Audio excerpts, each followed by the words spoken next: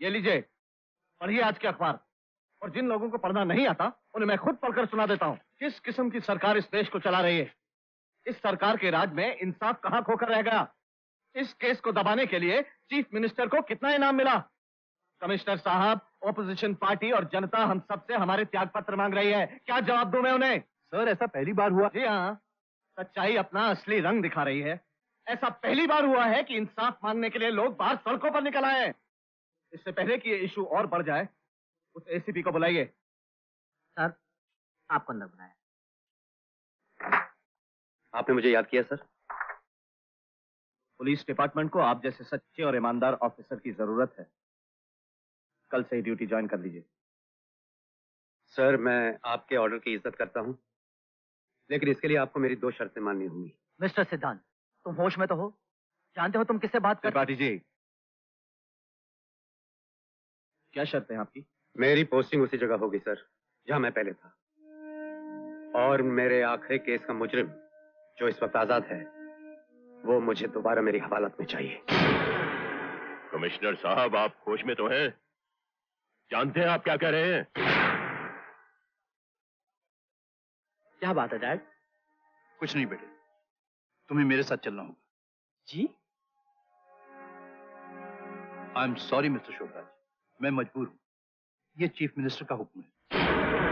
Chief minister? जी। ठीक है, हमारा बेटा आपके साथ जाएगा, लेकिन इसे ले जाने से पहले एक बात सुन लीजिए। रात का खाना ये खा चुका है और सुबह का नाश्ता हमारे साथ यहीं करेगा। मगर डैड। घबराओ नहीं, मैं हूं ना। जाओ इनके साथ।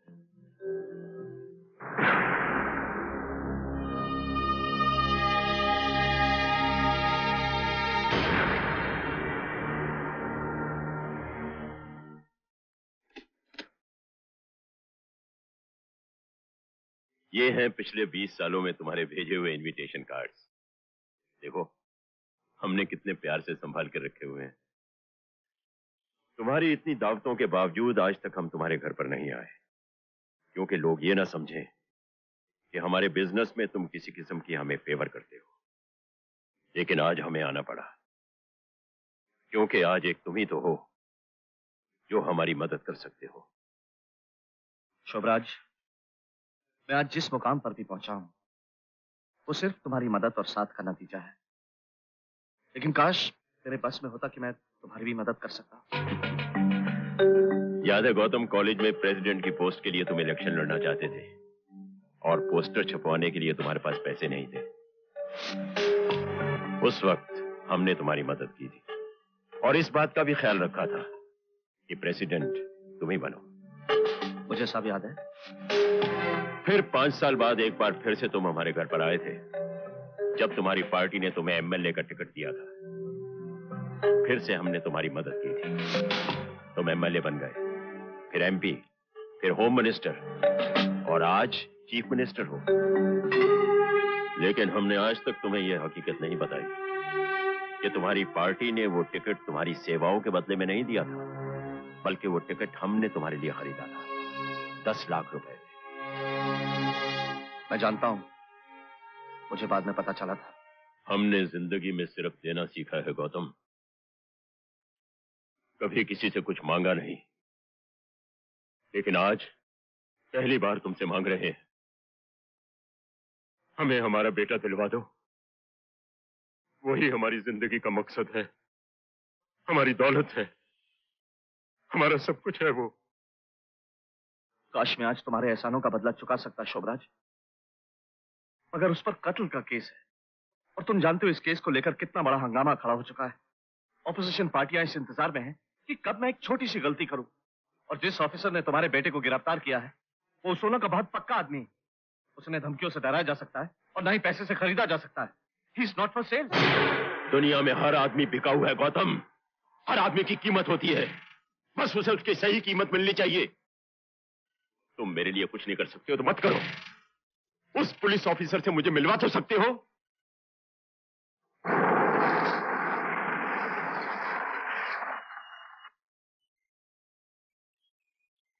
आओ आओ सिद्धांत साहब। सर। अरे नहीं नहीं, इस सब की जरूरत नहीं। मैंने आज तुम्हें यहाँ एक चीफ मिनिस्टर की हैसियत से नहीं, बल्कि एक आम इंसान की हैसियत से बुलाया। कहिए सर, मैं आपके लिए क्या कर सकता हूँ? इनसे मिलो, ये है मिस्टर शोभराज, मेरे कॉलेज के जमाने के दोस्त हैं। ये तुमसे कुछ बातें करना चाहते हैं। अगर तुम दोनों के बीच कोई फैसला होता है तो यकीन जानो ये फैसला तुम दोनों के बीच ही रहेगा। मैं यहाँ बैठा हूँ, लेकिन समझना कि मैं यहाँ मौजूद नहीं। हेलो। हेलो, बैठिए। हम आपका ज्यादा वक्त नहीं लेंगे, क्योंकि वक्त बहुत कीमती होता है। अंग्रेजी में एक कहावत है, law is the slave of the rich. कानून अमीरों का गुलाम होता है। मगर मेरा विश्वास यह है सर कि आज तक ऐसा कोई अमीर पैदा नहीं हुआ जो कानून का मालिक बन सके। हम आपसे बहस करना नहीं चाहते, सिर्फ इतना बताना चाहते हैं कि जिस लड़के को आपने गिरफ्तार किया है वो हमारा इकलौता बेटा है, माय ओनली सन। इसमें मेरी कोई गलती नहीं है। आपको अपने केस के लिए एक मुजरिम ही चाहिए ना? हम आपसे ये वादा करते हैं कि वो दोनों लड़के जिनको आपने हमारे बेटे के साथ गिरफ्तार किया है, वो अदालत में खुद अपने मुंह से ये कबूल करेंगे कि उस लड़की का खून उन दोनों ने किया है। देखिए मिस्टर शोभराज, अभी हमने अपनी बात पूरी नहीं की। अदालत उन दोनों को सजा देगी। आप जनता की नजरों में हीरो ही रहोगे। हम देखेंगे कि आपका प्रमोशन हो जाए, और आपकी इस मदद के बदले में हम आपके वजन के बराबर का आपको सोना तोल देंगे। लगता है आज तक आपने सिर्फ दुकानें देखी हैं, इंसान नहीं। मिस्टर सिद्धांत, हमारी बात मान लीजिए, बहुत फायदे में रहेंगे। आप जो चाहेंगे हम देंगे।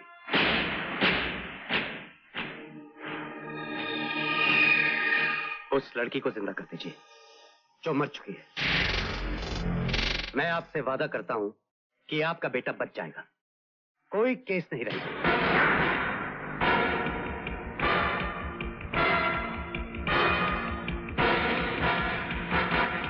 हाथ हटाइए, हटाइए हाथ।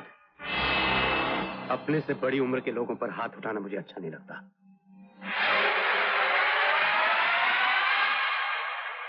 क्या समझते हैं आप अपने आप को? कानून क्या आपकी जागीर है? आपके दरवाजे पर बंधा हुआ कुत्ता है जो आपके इशारों पर भौंके? या फिर कानून को आप ताश की बाजी समझते हैं जिसे आप जिस तरह चाहें अपनी मर्जी से फेंक सकते हैं? गौर से सुनिए, आपका बेटा एक जंगली जानवर है और उसने जो वहशियाना जुर्म किया है उसकी सजा कानून उसे जरूर देगा। मैं दिलवाऊंगा। सॉरी, टेप खत्म हो गया। सर, आप एक शरीफ ईमानदार इंसान हैं, इसलिए ये कैसेट आपको वापस कर रहा हूं। लेकिन प्लीज सर, अपने दोस्त से कह दीजिए कि आइंदा मुझे खरीदने की कोशिश मत करे, वरना दूसरा कैसेट में प्रेस कर दूंगा। मैं जानता हूं, जब इकलौता जवान बेटा जेल की सलाखों के पीछे हो तो बाप के दिल पर क्या गुजरती है। मुझे आपसे पूरी हमदर्दी है, लेकिन आपके लिए कोई दुख नहीं। सिद्धांत, जाने से पहले सुनते जाओ। हम वो इंसान हैं जिसके सिर्फ दोस्त हैं, बहुत सारे दोस्त, दुश्मन कोई भी नहीं। तुम अकेले हमारे दुश्मन मत बनो।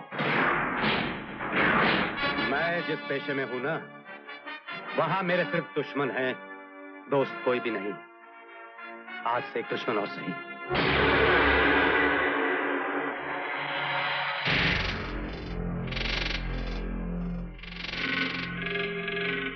साहब बिल। अच्छा सुन जी? ये तुम्हारे होटल में माधुरी दीक्षित की इतनी तस्वीरें क्यों लगी हुई है? वो क्या है कि हमारे साबुन के बहुत बड़े फैन हैं। फैन? अभी घुमाता हूँ इस फैन।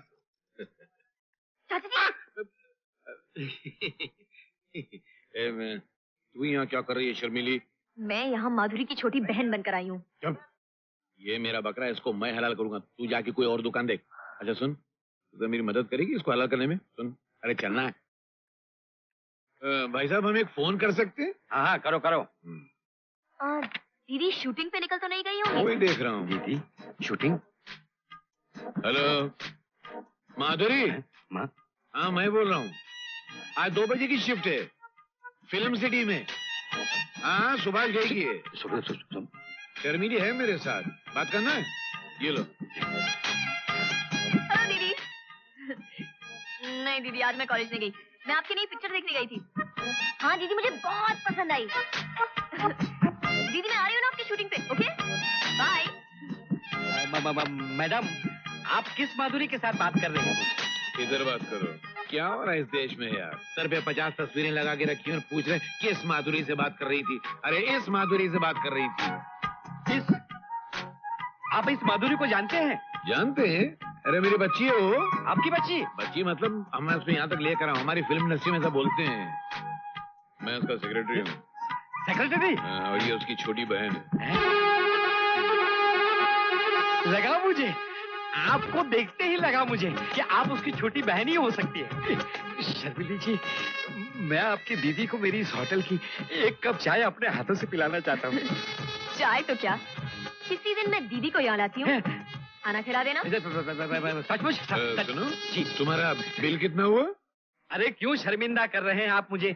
अब मैं आप लोगों से बिल लूंगा। नहीं भाई साहब, सिर्फ इस बिल की बात नहीं है, इन्हें काफी नाश्ता वगैरह भी बनवाना है। हाँ तो बनवाओ ना, आप ही लोगों का तो ये होटल है। अरे पीटर। Yes sir. देखो साहब को क्या क्या चाहिए। जी। आपको तो बहुत कुछ चाहिए।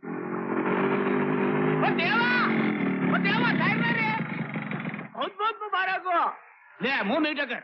क्यों, तुम फिर बाप बन गए क्या? योड़ा हम नहीं, अगले साल तुम बाप बनेगा। ये तुम्हारा मंगनी का खुशी में तेरा शर्मिली का चुपके मंगनी कर लिया, हमको बताया नहीं तू? शर्मिली से? आपसे किसने कहा? शर्मिली बोला, मंगनी का अंगूठी भी मेरे दुकान से ले गया और बोला बिल मेरा होने वाले पति से देवा से लेना। ये लो बिल 5000 रुपए का।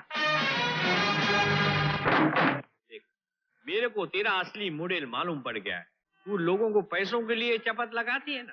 देख देख, मैं मेरा घर और गैरेज दोनों तेरे नाम कर दिया। अभी तो मेरे साथ शादी करोगी ना? मैं तब भी तुमसे शादी नहीं कर सकी विनोद, इसलिए कि मैं देवा से प्यार करती हूँ। देवा से? मेरे गैरेज के मैकेनिक से? यही सोच रहे हो ना कि 5-5 रुपए के लिए बेईमानी करने वाली लड़की 50 लाख क्यों ठुकरा रही है? ये प्यार का मामला ही ऐसा होता है, कोई समझे ना समझे, तुम तो समझ सकते हो ना। लेकिन देवा तुमसे प्यार नहीं करता। लेकिन मैं तो करती हूँ, बचपन से करती हूँ। कितना करती हूँ ये तो नहीं कह सकती, लेकिन हाँ, बचपन में जब भी वो कोर्ट की सीढ़ियों पर बैठकर रोता था ना, तो पता नहीं क्यों मुझे भी बहुत रोना आता था।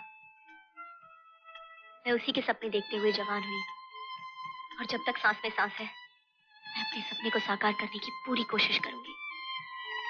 कभी तो वो कहेगा, शर्मिली, आई लव यू। अरे शर्मिली, तेरा बाहर से मॉडल कुछ और है और अंदर इंजन कुछ और है।